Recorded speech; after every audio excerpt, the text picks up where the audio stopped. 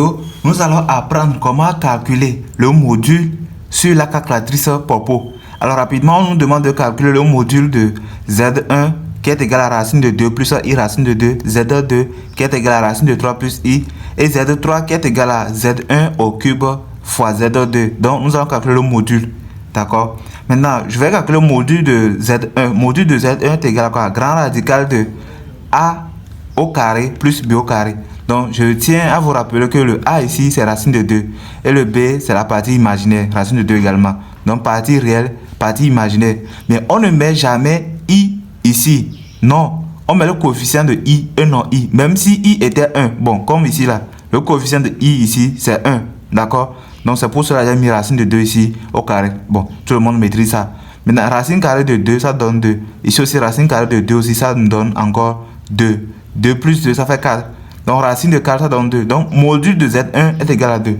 Maintenant, nous allons prendre la calculatrice Popo et puis nous allons essayer de calculer ça là-bas. Donc, je vais vous montrer. C'est une astuce que je vais vous montrer ici.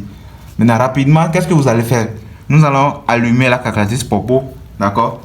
Et puis, vous allez mettre les valeurs de Z1. Donc, Z1 a pour valeur racine de 2 plus I racine de 2. Donc, partie réelle, partie imaginaire. Partie imaginaire, c'est ça. Donc, vous allez appuyer partie réelle. Cela signifie que je vais mettre racine de 2 sur Popo. Donc, suivez très attentivement. Donc, vous allez appuyer sur racine et puis sur 2. Vous voyez, non, c'est venu, racine de 2.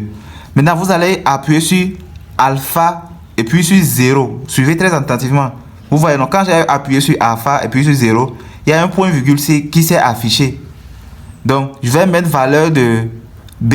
La valeur de B, c'est partie imaginaire. Le coefficient, c'est racine de 2 encore, on ne met jamais I. Donc, vous allez appuyer sur racine de 2 également. Vous voyez, non? Maintenant, vous allez appuyer pour afficher le résultat. Vous allez appuyer sur Shift maintenant et puis sur 0. Donc, ici, sur la calculatrice, on va mettre R qui est égal. Ça signifie que c'est le module. Module de Z1, ici, c'est 2. Quand j'ai calculé numériquement, vous aussi, essayez de voir. Donc, ici, R qui est égal à 2 également. Ça signifie que le module de Z1 qui est égal à 2. C'est très facile. Donc, si c'est la première fois que vous tombez sur ma vidéo, n'oubliez surtout pas de vous abonner et partager la vidéo, s'il vous plaît. Republiez cette vidéo. Donc, Z1 qui est égal à 2. Donc, si on vous donne maintenant les nombres complexes et on vous demande de calculer le module rapidement, vous pouvez prendre votre calculatrice et vous tapez et puis ça va vous donner. Suivez tout ce que je vous donne. Maintenant, si vous avez bien compris, calculez-moi le module de Z2 dans les commentaires et Z3 aussi dans les commentaires. À bientôt.